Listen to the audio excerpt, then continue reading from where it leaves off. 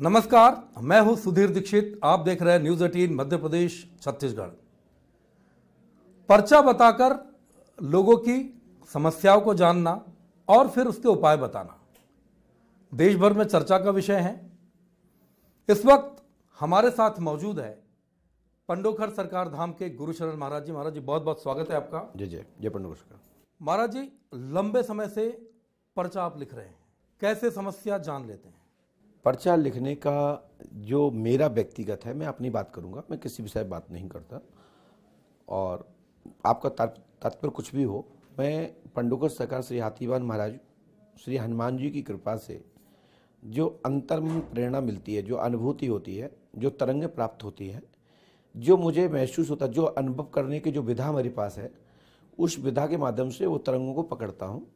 और जब मैं लिखता हूँ तो 99% वो हकीकत, एक्चुअल और सिद्ध होती है। तो जब हम लिखते हैं तो ये हनुमान जी की कृपा से, पूज्य श्री हाथी महाराज की कृपा से मैं जो लिखता हूँ वो साक्षर सिद्ध होता है। और लोग कहते हैं, वहाँ सामने बैठने वाले कहते, गुरुजी ने सही बताया। ये विधा कितनी पुरानी है? आप बहुत लंबे समय से कर रहे हैं। देखिए, वैसे मुझे व्यक्तिगत तो 32 वर्ष हो गए हैं। उसके पूर्व में हमारे पिताजी गद्दी पे बैठा करते थे, पंडित श्री अशोक कुमार शर्मा जी, अभी भी पिताजी हमारे हैं। और ये विधा तो आदि काल की है। बाबा आपके वाल्मीकि जी, योग ऋषि, त्रिकालदर्शी, आदि कवि वाल्मीकि जी महाराज ने भगवान राम जी के जन्म के 11 वर्ष पूर्व में ही एक महाकाव्य, वो रामायण, वो वेद जिसको पंचम वेद भी कहा जा सकता है, वृद्ध ग्रंथ वाल्मीकि रामायण के 2 खंडों में रचना कर दी। और वही हुआ बाद में जो रामायण में लिखा था। तो ये विधा तो आदि काल की है। ये क्या विधा है कि मन की बात जान लेते हैं? किस तरह की ये विधा है, कैसे विधा होती है? पर्चा लिखने के तरीके कई हो सकते हैं। जैसे एक सुहानी जी, बहन सुहानी जी भी पर्चा बना रही हैं, वो भी उनके मन की बात आ रही है। वो कहती है कोई सिद्धि नहीं होती। मैं वही कहना चाहता हूँ, आप आगे ना वही बात पे। तो एक ट्रिक है, एक मैजिक है। तो वो एक ट्रिक है। पंडोखर सरकार की जो विधि है हमारी, हम हनुमान जी हाथीवान महाराज की कृपा से लिखते हैं। अन्य संत लोग, कोई दुर्गा जी की कृपा से लिख रहा है, तो कोई काली जी की कृपा से। ट्रिक है या मैजिक है? ना ट्रिक है ना मैजिक है। फिर क्या है? ये है पराशक्ति, ये है दिव्य, जो उसके लिए ऋषि मुनि और हम और आप लोग, अच्छे घराने के लोग संत होते थे, योगी बनते थे, सालों सालों भूख प्यास से हठ योग करते हुए ईश्वर को भजते थे, तब शक्ति प्राप्त होती थी। वही शक्ति का कमाल है। आपने कहा कि न ये मैजिक है न ट्रिक है, पराशक्ति है। तो क्या पराशक्ति इतने बड़े पैमानों पर लोगों में बढ़ गई है कि हर कोई, लगभग 100 से ज्यादा लोग पर्ची बनाने वाले? कितने लोग आपकी नजर में होंगे जो पर्ची बना रहे हैं, और कितने उसमें सही होंगे, कितने उसमें गलत होंगे? देखिए, अभी तो देखिए, ये जब तक नहीं कहा जा सकता है जब किसी एक मंच पे एक सम्मिलित ना हो, किसी एक मंच पे बैठ करके इसका किसी प्रकार का एक सम्मेलन ना हो, या इसका कोई प्रतियोगिता ना हो, जब तक नहीं कहा जा सकता। मैं ये जान रहा हूँ कि पर्चे बनाने वाले 100 में से 60% गलत होना चाहिए। ये मेरा अनुभव, मैं समझ पा रहा हूँ, जो समझता हूँ, जो YouTube के माध्यम से, सोशल मीडिया के माध्यम से जो मैं देखता हूँ, उससे साफ और स्पष्ट सामने आ रहा है कि ये कुछ ना कुछ दाल में कुछ काला है, ये कुछ ना कुछ गुमराह कर रहे हैं। ये सनातन को डुबा देंगे और ये सनातन को नष्ट करने के लिए बड़ा षड्यंत्र तैयार कर रहे हैं, और चंद्र पैसों की चक्कर में। आप चाहते हैं कि एक धर्म सभा बुलाई जाए, बिल्कुल, जहां पर इस तरह का दावा करने वाले सारे लोगों को बुलाया जाए, और हर कोई जो दावा कर रहा है उसको साबित करे। आप भी रहेंगे वहां पर? मैं चाहता हूं कि इसमें डॉक्टर्स हो, मैं चाहता हूं रिटायर मजिस्ट्रेट हो, मैं चाहता हूं IAS IPS के लोग हों जो रिटायर्स हों, या जो आना चाहते हो, जिनको दिक्कत ना हो। और इसमें संपूर्ण बुद्धिस्ट समाज होना चाहिए। उसमें हम भी आएंगे। हम भी चाहते हैं कि सबसे पहले पंडोखर सरकार के दरबार को परीक्षण में लिया जाए, फिर उसके बाद सबको लिया जाए। ये सब पे लागू होना चाहिए, क्योंकि ये सनातन का विषय है, धर्म के विषय है। यहाँ साधु संतों की इज्जत का सवाल है, हमारे पूर्वजों की मान्यता के विषय का सवाल है। बहुत बड़ी बात कह रहे पंडोखर सरकार कि एक मंच हो जहां पर सब लोगों का परीक्षण किया जाए, और सबसे पहला परीक्षण आपका हो जी। उसके बाद तय करेंगे कि कौन सही है कौन गलत है। बागेश्वर सरकार की चर्चा बहुत है इन दिनों। उनकी बात करते हैं, पर्चा लिखते हैं, जितना उनकी उम्र है उतने समय से आप पर्चा लिख रहे हैं। अचानक से लोकप्रियता के 7वें आसमान पर पहुंचे हैं। क्या वहां पर भी कोई चमत्कार है, कोई सिद्धि है? अभी कुछ मैंने लगता है इस आपको विषय पे ऐसा? देखा नहीं भैया। मैं उनसे व्यक्तिगत मुलाकात मेरी दतिया में हुई है, और दतिया में राम कथा की जगह पे हनुमंत कथा उनकी चल रही थी। उनके कुछ हमने दृष्टांत, कुछ चौपाइयाँ, कुछ छंद, भजन और विनोद में अनेक उनकी रहस्यमयी आत्मा को हंसाने वाली, चेहरे पर मुस्कान लाने वाले वो वाक्यों को भी सुना, लेकिन मैंने पर्चा नहीं देखा। मैं इस विषय पे कोई टिप्पणी टिप्पणी नहीं करता हूँ। कई बार चर्चा करते हुए अचानक से खिलखिला पड़ते हैं। ये तो ठीक है, पहले भी परमहंस होते थे जो पागल होते थे, जो दीवाने होते थे ईश्वर के, तो वो अपनी दुनिया में रहते थे। हो सकता है वो उसी दुनिया में रहते हो। एक बड़ी बात आती है हिंदू राष्ट्र की। हिंदू राष्ट्र और राम राज्य की बात करते हैं कि एक राम राज्य है, एक हिंदू राष्ट्र है। क्या बेहतर है, क्या फर्क है हिंदू राष्ट्र में और राम राज्य में? इतना फर्क है कि हिंदू राष्ट्र में बोलने से, हिंदू राष्ट्र की स्थापना करने से हमारा परिवार टूटेगा, हमारा समाज टूटेगा। हम वैसे भी बहुत छोटे हो गए हैं। आज पहले भी भरपाई आज तक नहीं कर पा रहे हैं, आपस में मरते कटते रहे। अन्य राज्यों जो टुकड़े हुए हमारे भारत भूमि के, हम चाहते हैं कि इसमें ये भारत भूमि सर्वधर्म समभाव की भूमि है, सर्व जाति पंथ की भूमि है। ये भारत भूमि एक ऐसी भूमि है कि यहाँ सर्व जाति के लोग एक साथ रह करके यहाँ अपना जीवन यापन कर रहे हैं, और यहाँ पर अपना परिवार वंश वृद्धि कर रहे हैं, अपना काम धाम कारोबार जमा रहे हैं। तो उनको मैं क्षति नहीं पहुँचाना चाहता। मैं चाहता हूँ कि राम राज्य की स्थापना हो, सब भारतीय संस्कृति, जब राम राज्य की स्थापना होगी तो भारतीय संस्कृति को अपनाएंगे। तो भारतीय संस्कृति को अपनाएंगे तो संपूर्ण जो छोटे मोटे जो तथाकथित और जो ईर्षा भाव रखने वाले लोगों को ऊपर मार काट करने वाले लोगों के अंदर राम राज्य की जब बात आएगी, राम की बात आएगी, राम कथा सुनेंगे, प्रवचन सुनेंगे, सब चीजें छूट जाएंगी, मठ मजार सब खत्म हो जाएंगे। सबको एक ही दिखाई देगा, परमात्मा ईश्वर ऊपर का परमात्मा, वो ब्रह्म। जब ब्रह्म दिखाई देगा तो ईश्वर याद आएगा, जब ईश्वर याद आएगा तो दूत याद आएंगे, जब दूत याद आएंगे तो सब परमात्मा की छोटी छोटी लाइटें दिखाई देंगी। तो फर्क नहीं रहेगा कि वो लाइट है और हम लोग बल्ब हैं छोटे छोटे। ठीक है, तो इसलिए राम राज्य की स्थापना होगी तो पूरा परिवार खुश रहेगा। और हिंदू राष्ट्र की स्थापना की बात करते हैं, पहली बात तो होने वाला नहीं है, और हुआ भी तो इसमें बहुत बड़ा खामियाना हिंदू राष्ट्र की जो कल्पना है वो मतलब मुझे नहीं दिखती कि हो, काल्पनिक मानते हैं। मुझे नहीं लगती कि अभी हो। अभी हम सुन रहे थे, कई दशक लग सकते हैं। आपने कहा कि हिंदू राष्ट्र की जो परिकल्पना है वो हिंसक है और राम राज्य सबको साथ लेकर चलता है। कैसे, मतलब हिंसक कैसे विचार आता है कि ये क्यों हिंसक है हिंदू राष्ट्र की? देखिए, जब अलग अलग मजहब होते हैं, जब अलग अलग भगवान होते हैं, जब सबके अलग अलग गुरु होते हैं, हमारे यहाँ एक ही बात कहा गया, अच्छा काम हुआ तो भी गुरु का सम्मान हुआ, थोड़ा काम भी बिगड़ गया तो भी गुरु का सम्मान हुआ। तो मैं एक ही कहूँगा इस अवस्था में कि हमारा समाज, हमारी भारत भूमि के लोग जो वायु यहाँ का ग्रहण करते हैं, यहाँ की जल ग्रहण करते हैं, यहाँ का अन्न ग्रहण करते हैं, सबके अंदर एक ही धारणा हो कि सब भाईचारे से रहें और समय पर उनको गले लगाएं और राम में ही चर्चा करें, उनको अपनी संस्था से जोड़ें, उनको भगवान राम नाम संकीर्तन सुनवाएं, उनको बुलाएं, उनको बराबरी को बैठारें। मैं गारंटी देता हूं राम राज्य की स्थापना हो जाएगी। चुनावी साल है, राजनीति को हमेशा संतों के साथ जोड़ा जाता है। कैसे आप देखते समन्वय, धर्म की और राजनीति का जो समन्वय है वो चुनाव में बहुत चर्चित होता है? देखिए, अब जो संत इसकी दिशा में जा रहे हैं या इसके लिए आगे पहल करते हैं, तो उनका ये सनातन से उनका काम रहा है, दायित्व रहा है संतों का, कि संतों का ये दायित्व रहा है कि राजसभा, राजाओं को संबोधन करने वाले, राजाओं पर अनुशासन करने वाले संत होते थे। क्योंकि संत निर्बल बुद्धि का होता है, संत चाटुकार नहीं होता है। संत चाहता है कि जिससे हमारा समाज का दुर्दशा ना हो, हमारे राजा का अपमान ना हो, हमारा राज्य नीचा ना देखना पड़े। तो संत शुद्ध बात और सत्य बात करता है, सत्य भाषण करता है, असत्य भाषण नहीं करता है। तो इसलिए संतों को राजनीति में हस्तक्षेप करना चाहिए। संत चुनाव लड़ते नहीं, संत राजा कभी बनते नहीं, राज ले लेते हैं लेकिन देते हैं उन्हीं को जो राज चला पाते। संत कभी राज नहीं करते, संत चलवाते हैं।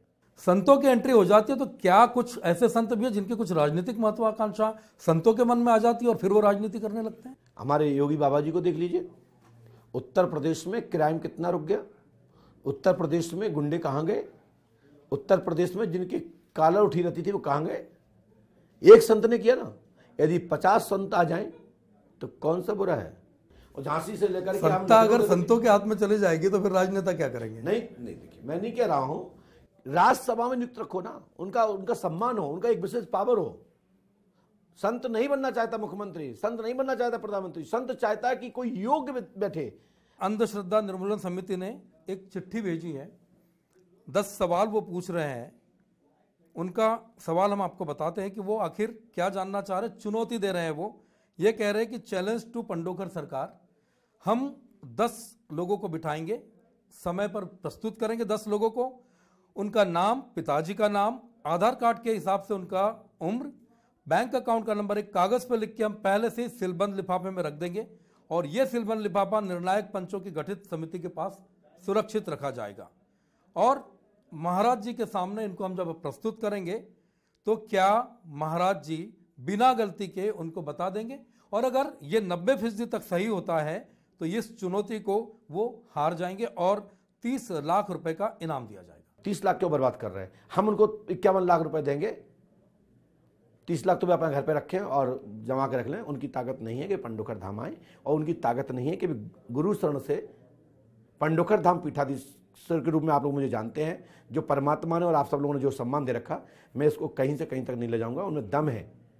वैसे तो वो दादा तुल्य हैं, पिता तुल्य हैं, बड़े बुजुर्ग हैं, लेकिन मैंने इसलिए कहा कि ये पत्र के विषय में मुझे जानकारी नहीं थी, क्योंकि एक तो मैं जाति से ब्राह्मण हूं और दूसरा मैं जिला भिंड का हूं। मैं चैलेंज स्वीकार करने में पीछे नहीं हूं, क्योंकि ये सहन मेरे संभव नहीं कि मैं सहन कर पाऊं। हम तो कहते हैं छाती में बाहर हूं तो जहां जहां चाहे वहां बात कर ले, मैं तैयार हूं। यदि उनका ये पत्र है तो मैं बात करता हूं, यदि ये उनका भाषा नहीं है तो अपनी बात को बैक करूंगा। वो 30 लाख की बात कर रहे हैं, आपने 51 लाख की मैं बात दूंगा की। 51 लाख, ना बता पाए तो कोई क्या मैं नया दूंगा? चैलेंज ऐसा ना आ जाए कि दोनों मिला के 81 लाख का वो कर दे, तो फिर तो जो भी साबित कर देगा उसके तो वारे नारे हो जाएंगे। हाँ, वो हो जाए, आनंद आ जाएगा।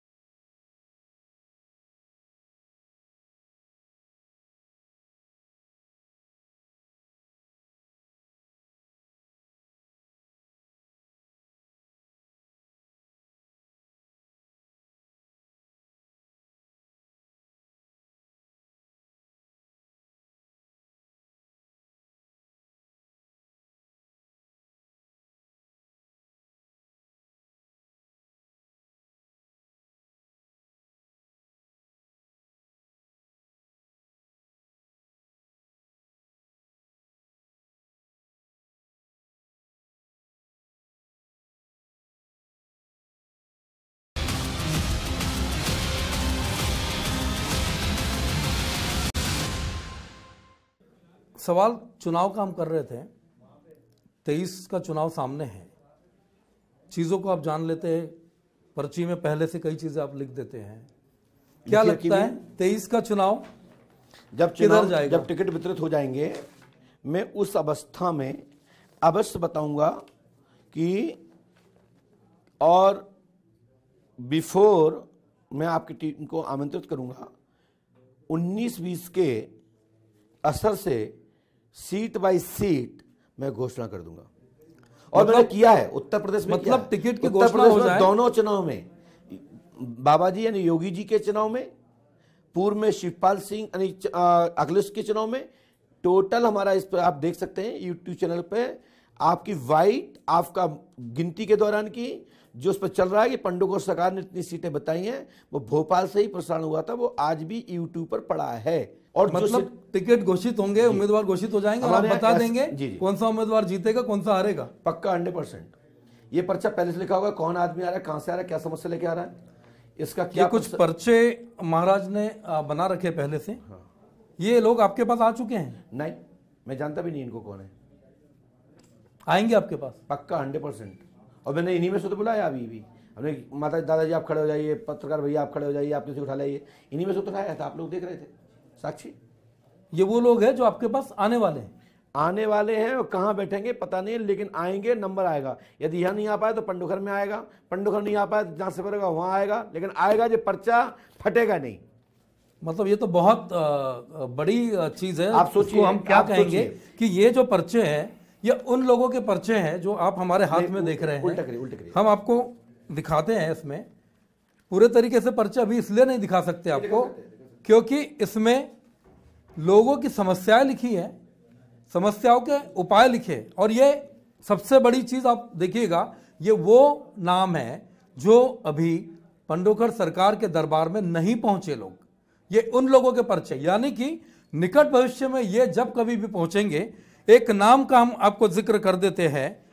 रतन कोई नाम है, रतन नाम के एक व्यक्ति है जो अभी तक महाराज के पास नहीं पहुंचे हैं, लेकिन महाराज ने यह दावा किया है, यह पर्ची दी है कि इस नाम का व्यक्ति हमारे पास समस्या लेकर आएंगे, उनकी समस्या का समाधान पहले से पर्चे में। एक नाम नरेंद्र का है। कौन नरेंद्र जी है हम नहीं जानते, महाराज जी जानते हैं कि कोई नरेंद्र नाम के व्यक्ति आएंगे, ये समस्या लेकर आएंगे और उनकी समस्या का उपाय इनके पास पहले से है। आज आएंगे, कल आएंगे, परसों आएंगे या कितने महीने बाद आएंगे, भोपाल में आएंगे या किसी जगह आएंगे या फिर पंडोकर धाम में आएंगे, लेकिन महाराज का दावा है। कल तो सब ही आएंगे। और महाराज के पास सैकड़ों ऐसी पर्चियां जो पहले से तैयार है, जो लोग आएंगे। आप यानी कि ऐसा देख सकते हैं, ये ऐसे भी देख सकते हैं। ये महाराज एक पर्ची हम चाहेंगे दिखाएं। ये देखिए, यहां पर इन्होंने लिखा है आपको कि आपके प्रयासों को कामयाबी मिलेगी। प्रयांशी देखिए, बिल्कुल एक बहुत बड़ी किसी राहुल नाम के व्यक्ति की केस है, उसका उपाय महाराज ने लिखा है। आप सीधे सीधे देख सकते हैं पर्ची में। और रहता है कि ये पर्ची में उस व्यक्ति के विषय के बारे में लिखा रहता है, इसके अतिरिक्त कोई भी चर्चा नहीं होती है। अन्य जिनकी आप चर्चा करते हैं भारतवर्ष के और पर्चे लिखने वालों के में ये फर्क होता है कि वो और चीजें समाहित करते हैं उसमें, तब उसमें वो चीज जोड़ते हैं। यहाँ उस व्यक्ति की पर्टिकुलर ही चीज लिखी होती है कि आप अमुक विषय लेकर आए, अन्य दूसरी चर्चा उसमें नहीं लिखी होती है। बस इतना फर्क है कि एक बार मैं निवेदन करूंगा सभी नेशनल चैनल के लिए, लोकल चैनल के लिए, सोशल मीडिया के लिए, कि जब भी किसी से तुलना करना हो तो मेरा वीडियो, पंडोकर धाम का दरबार का वीडियो और अन्य दरबार के वीडियो को एक स्क्रीन में चला लिया जाए और दोनों को नजर बांध के देखेंगे तो पता लग जाएगा, फर्क सामने सीधा आएगा कि पंडोकर धाम की विधा अलग है और अन्य पर्चा लिखने वालों की विधा अलग है। क्या फर्क इस विधा में आप देखते हैं? दोनों में क्या फर्क इतना है कि वो आपकी विधा वो पढ़ाते नहीं है। आप पढ़ता देखते हो लेकिन वो पढ़ाते नहीं है। उनकी दफ्ती का मूवमेंट, आप कोई वीडियो चलाइएगा, किसी का भी चलाइए, भारत में जितने पर्चे लिखने वाले 100 लोग हैं जो अभी बुंदेलखंड में, किसी का भी वीडियो चलाइए, वो आपको पर्चा नहीं पढ़ाते हैं। मैं आपसे कहता हूं पढ़ के दिखा दीजिए, लीजिए इसमें क्या लिखा है, वहां से दिखा दीजिए। आप इतने ऊंचे बैठे नहीं पढ़ सकते जब तक हम यूं नहीं करेंगे। जब यूं करके पास में ऐसे नहीं करेंगे तो पढ़ेगा कैसे? आदमी अपनी पीड़ा में, अपने कष्ट के विषय से पीड़ित होता है तो वो पर्चा पढ़ने पर विश्वास नहीं करता, वो तुम्हारे सुनने पर विश्वास करता। यहीं पर खेल खेलते हैं। तो ऐसा क्यों करते हैं, किसी की भावनाओं से ऐसा खिलवाड़ क्यों होना तभी चाहिए? तो मैं निवेदन कर रहा हूं कि भाई साहब आने वाले समय में करबद्ध प्रार्थना है, ऐसी चीटिंग ना करें, इससे सनातन को बहुत बड़ी खामियानी भोगनी पड़ेगी और साधु संतों का बहुत बड़ा अपमान होगा। जो इस तरह का काम कर रहे हैं, कोई भी लगातार हो, कोई भी हो, प्रसिद्धि सबके हासिल लागू कर है। रहे हैं, सभी के लिए लागू है ये बात, चाहे वो कोई भी उस दायरे में आता हो। सनातन को अपमान कराने का अधिकार किसी को नहीं है। तो लाखों लोग इनके पास पहुंच रहे हैं इस उम्मीद में कि इनके पास हमारा उपाय देखिए मिलेगा। पर्चा कितने लोगों के बन गए, मैं किसी की बात नहीं करता हूं, मैं आपसे पूछ रहा हूं, मान चले आज पंडोखर धाम में 10,000 लोग पहुंच जाएं और 10 लोगों से मुलाकात करें, तो क्या 9,990 लोगों ने क्या मुलाकात की? हम तो कहते हैं कि आपके पास 10 आ रहे हैं, 10 में 9 ऐसी संभावना भी होती है कि भीड़ में कोई अपने आदमी बिठा दे और फिर उनके बारे में देखिए सर, मैं भैया जी मैं नहीं बोल पाऊंगा इस बात को, ये आपका सोच का विषय है, ये क्वेश्चन मार्क है। ऐसा क्यों नहीं हो सकता? अरे मैच फिक्स हो जाते हैं, टाई अप हो जाते हैं, कंपनियां आपस में तय हो जाती है कि भाई हम यहां से ये माल खरीदेंगे, इतने में आप दिलवा देना, इतने में तुम्हारा कमीशन, इतने में हमारा कमीशन। ये सब ये देखिए, ये कलीकाल है, फिक्सिंग की संभावना बनती है, कलीकाल है, कलीकाल है जी। लेकिन ऐसे व्यक्ति को दंडित होना चाहिए समाज में, और ऐसे व्यक्ति पर अनुशासन लगना चाहिए, लगाम लगना चाहिए। और इसके लिए जो भी मदद हमसे चाहेंगे किसी के लिए भी, चाहे वो पंडोखर सरकार का दरबार भी हो, तो मैं समर्थन करूंगा, मैं साथ दूंगा। मैं मना नहीं करूंगा कि आप मेरी चीज पर रोक मत लगाएं। हाँ, हमारे यहाँ की जो विधि है वो स्पष्ट है कि आपका एक टोकन कटता है, 1 रुपए से लेकर 2100 रुपए तक। हमारे यहाँ सीधा सीधा दान की अपील की जाती है। हमारे यहाँ दूसरी विधान नहीं है कि हम आपसे उनसे कहें भाई गौ के नाम पे दे दो, भूमि के नाम पे दे दो, वृद्धाश्रम के नाम पे दे दो, या किसी अन्य के नाम पे दे दो। मेरे पास चाटुकर्ता की और फोरजली की बात करने का टाइम नहीं है। हमें तो आप फीस दे दीजिए, मैं मिल रहा हूं। दरबार वहां निःशुल्क होता है, कोई पैसा नहीं लगता। पंडोखर धाम में 1 रुपए से 21 रुपए तक की पर्ची कटती है, ट्रस्ट की रसीद दी जाती है, बाकायदा ऑडिट कराया जाता है, उसका ट्रस्ट है, और तभी वहां भौतिक व्यवस्था बन पा रही है। 1 लाख से ज्यादा लोग भोजन करते हैं, प्रतिदिन 5,000 से ज्यादा लोग भोजन करते हैं। अमावस्या पे 1 लाख लोग करीबन दर्शन करते हैं, भोजन करते हैं। 2 से 2.5 लाख आदमी वहां दर्शन करते हैं महीने भर में। सबको सुबह से लेकर शाम तक भोजन चलता है निःशुल्क। एक व्यक्ति के संग चाहे वो एक रुपए की पर्ची कटी हो अथवा नहीं कटी हो, पूरा परिवार बैठ के साथ में भंडारे में भोजन पाता है। तो ये आएगा कहां से? मंदिर बन रहे हैं, मठ बन रहे हैं, 251 मंदिर बन रहे हैं, बड़े बड़े 125 बीघा के विस्तार में तीर्थ की स्थापना हो रही है। भैया बगैर अर्थ की कोई व्यवस्था नहीं बन सकती। लेकिन मैं गुमराह करके नहीं ले सकता कि साहब मैं कन्या विवाह करता हूं, मैं भागवत करता हूं, मैं भंडारा करता हूं, मैं निःशुल्क करता हूं, और फिर उनके छाती पे दान पात्र गाड़ दिए जाए। फिर उनको तुम अलग तरीके से यंत्र के नाम पे, जंत्र के नाम पे, टोटके के नाम पे तुम पैसे लो। ये तो गलत है ना, बिल्कुल गलत है। या तो उनकी समस्या निपटाओ, समाधान करो। यंत्र 2 रुपए का नहीं 5 लाख को दो, लेकिन उसका काम हो जाए। आपको लगता है कि कुछ ऐसे यंत्र होते हैं जिससे कुछ काम होता होगा? बिल्कुल होते हैं, इसको मैं मानता करता हूं, यंत्र होते हैं, और ये हमारी प्राचीन पद्धति है। पद्धति प्राचीन है, यंत्र है, यंत्र में सिद्धि। बड़े पैमाने पर यंत्र हमने बनने दे दी एक फैक्ट्री में, वहां से यंत्र बन के आ गए, तो यंत्र में सिद्धि कैसे आती है? देखिए, जब उनकी अपन शुद्धता करते हैं, उनका जब अभिषेक करते हैं, जब का देव वाचन करते हैं, मंत्रोच्चारण करते हैं, योग करते हैं, उनको तपाते हैं, विधिवत रूप से उनका स्थान देते हैं, तब लाभ मिलता है। मंदिर भी तो, मूर्तियां भी तो ऐसी ही होती है ना। एक पत्थरकार, एक शिल्पकार निर्माण करता है, उसके बाद हम लोग अभिषेक करते हैं, आकार देते हैं, उनको आकार देते हैं, फिर आस्था से जोड़ देते हैं, तो आस्था रूपी प्राण उस प्रतिमा में स्थापित हो जाते हैं। आप उसमें ब्लूटूथ की तरह एक कनेक्टिविटी हो जाती है, उसी तरीके से उसका काम होने लगता है। और फिर रहा सवाल कि बंद घड़ी भी 24 घंटे में 2 बार राइट टाइम देती है, ठीक है, और 100 में से 10 के काम संभव है, बिगड़ शक्ति के होते हैं। 100 में से 20 के काम नहीं हो सकते। 1000 में 100 लोगों के काम आप साफ होते हैं, ये संभव है। 1 लाख में से 10,000 के काम ऑटोमेटिक होते हैं, ये संभव है। परंतु 100 में से 70% लाभ मिले तो शक्ति है, 70% लोगों के काम हो तो शक्ति है 100 में से, और 30% ना भी हो तो खेद है थोड़ा सा। वैसे तो 80-85% काम होना चाहिए, 15% नहीं होते। यह है पंडोखर सरकार धाम के महाराज गुरुशरण जी, जिन्होंने हमारे साथ बात की। साफ तौर पर यह कहा कि चमत्कार और ट्रिक, इससे बढ़कर भी एक चीज है पराशक्ति, और इन्हीं के दम पर वो लोगों की समस्याओं को समझते हैं, उनके उपाय बताते हैं, और जहां तक लगातार पर्ची को लेकर जो सवाल हो रहे हैं, पर्ची को लेकर जो चर्चाएं होती हैं, उनको खुलेआम चैलेंज करते हैं, चुनौती दे रहे हैं कि एक धर्म सभा बुलाई जाए जहां पर सब लोगों को बुलाया जाए और सब लोग जो जो दावे कर रहे हैं उन दावों की और वादों की सत्यता को परखा जाए और इसकी शुरुआत खुद मुझसे की जाए। इससे बड़ी चुनौती शायद ही अब तक किसी ने किसी को दी होगी। हमसे बात करने के लिए बहुत बहुत धन्यवाद महाराज, बहुत बहुत धन्यवाद। हनुमान जी कृपा करें।